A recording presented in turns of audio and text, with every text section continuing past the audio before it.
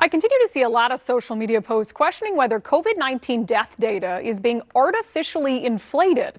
Some of those posts coming from people with really big social media followings, like outspoken conservative Candace Owens, who claimed on Twitter that if you die from something like heart disease but had COVID-19, even if you weren't showing any symptoms, you'd be added to the number of coronavirus deaths.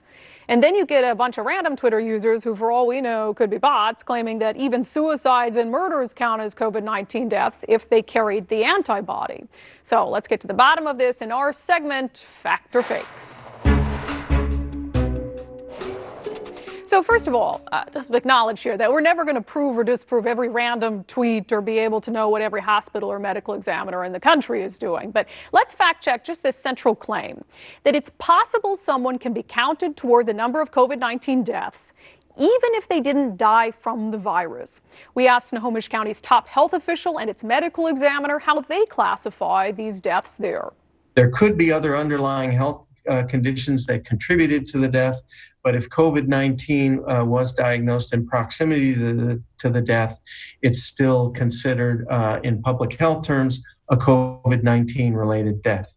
So for instance, someone who has congestive heart failure, much like in this way, similar to influenza, develops a severe illness due to this viral respiratory infection, ends up hospitalized, and because their overall health status is marginal, so that COVID infection and its consequences can be enough to cause fatal disease, whereas in someone who didn't have congestive heart failure, it wouldn't.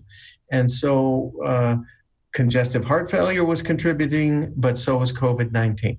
If it is rationally the underlying cause of death, it is so stated on the death certificate. If there's no rational reason why it would have contributed to death, the fact that somebody may be infected doesn't go on the death certificate unless it caused the death. So yes, if someone dies because they had some other disease, but COVID-19 contributed to the fact that they succumbed to that disease, they are listed as a COVID-19 death. We also talked to King County's health department about this as well, and that's where things are a little more interesting. They say that, in fact, someone could initially be listed as a COVID-19 death, but later be removed from that count. I'll read you some emails we sent back and forth with King County Public Health. They said, yes, it is possible that someone could initially be counted as a COVID-19 death and then be removed from our official case count if their death was later ruled not to have been caused by COVID-19. In addition to this, they wrote, there are a number of other reasons someone might be counted as a King County COVID-19 case or death, but later removed. For instance, if further investigation revealed they were actually a resident of another county or state, if their case was accidentally reported twice, etc.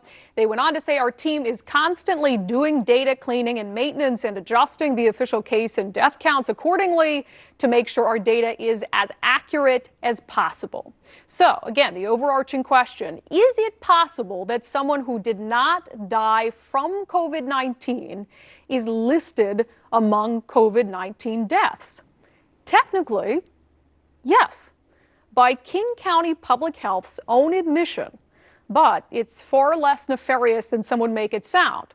And if you really think they're listing gunshot victims as COVID-19 fatalities to gin up the data, I'm not sure there's anything I could do to convince you otherwise.